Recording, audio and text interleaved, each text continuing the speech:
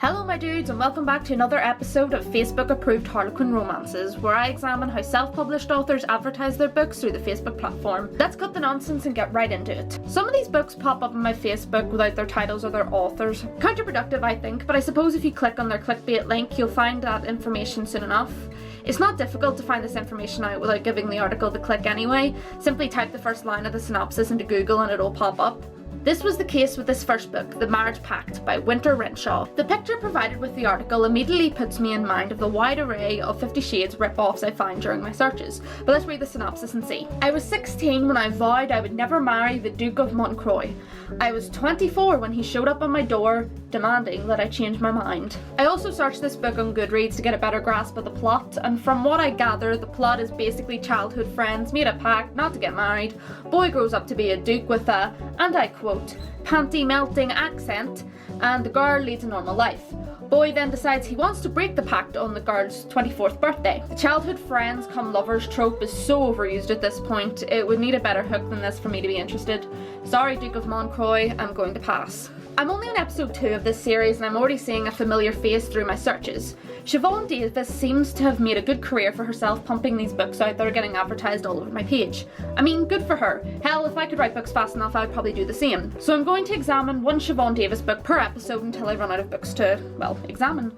Let's start with Incognito, and brace yourself, this one comes with a snippet of the story. Hey, might as well take advantage of the opportunity to feel him up while I can, because I'm pretty sure open hostilities will resume the instant Cole and Michaela are gone. I'm glad you're here. I rest my head on his chest and wrap my arms around his tight waist, silently fist pumping in the air when he shivers a little from my touch. Why the hell are you still here? Tabs demands to know, planting her hands on her hips as she squares up to Michaela. Screw off to whatever crazy boyfriend-stealing land you came from and never come back. I snort laugh. Can't help it. I hope I never end up on Tab's enemy list because she sure knows how to put someone in their place. Michaela lets loose a string of expletives and sneers at Tabs before dragging Cole away. Cole glances over his shoulder, casting me an apologetic look, but he should know it's way too late for that. Even though I don't want to, I slide out of Levi's embrace. You didn't have to do that, but thanks.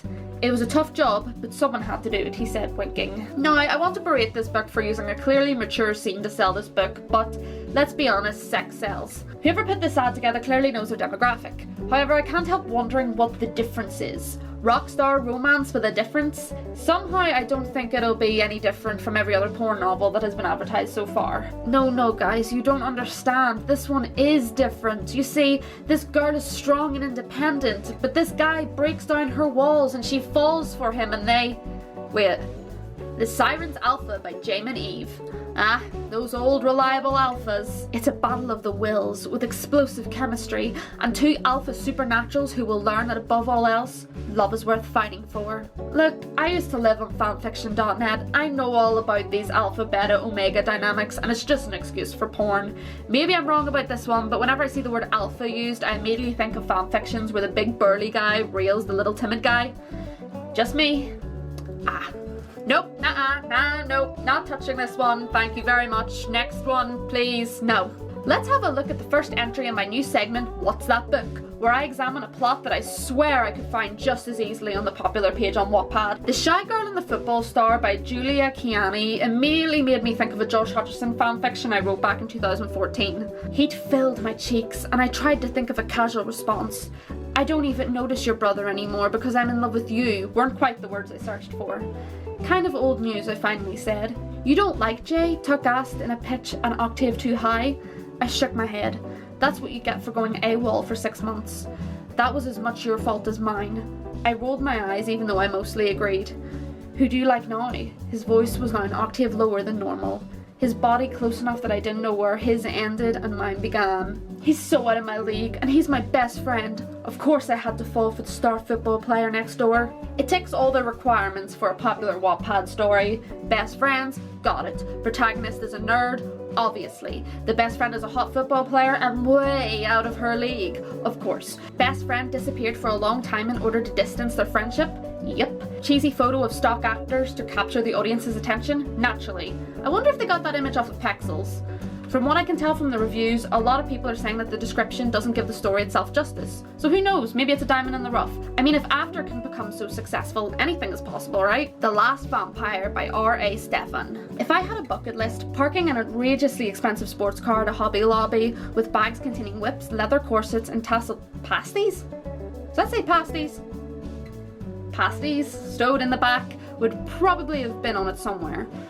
Rands followed me inside with the air of someone going on an exotic expedition, and to say that my smoking hot vampire lover looked out of place among the aisles of glue guns and yarn was putting it mildly. He looked around at the endless shelves of kitsch with a bemused air. "Do you have a knitting addiction I should know about?" he asked. If so, the first step to getting help is admitting that you have a problem. Or so I hear anyway. We're finishing off on a 50 Shades wannabe, huh? Fantastic. This dude is staring into my soul and it's making me extremely uncomfortable. I'm constantly wondering if these are real models or just photoshopped together people. They all look the same except with different haircuts. I have nothing against writing BDSM, but I've rarely seen an author who has done it properly. A.L. James wrote flat out rape and assault at times, while other authors don't seem to understand the importance of the safe word and the dynamic between the sub and the dominant. It's not all about tying the helpless woman up. Maybe Pasty Boy knows what he's doing, I don't know. Anyway, that's it for this video. Would you consider purchasing any of the books I looked at? I certainly wouldn't. Don't forget that I have a book of my own available on Amazon. Maybe it's worse than these books, who knows? The only way to find out is by purchasing it and letting me know. See you in the next video, and friendly reminder not to send any hate to these authors. I respect anyone who can get their work published. This video is just for a bit of fun.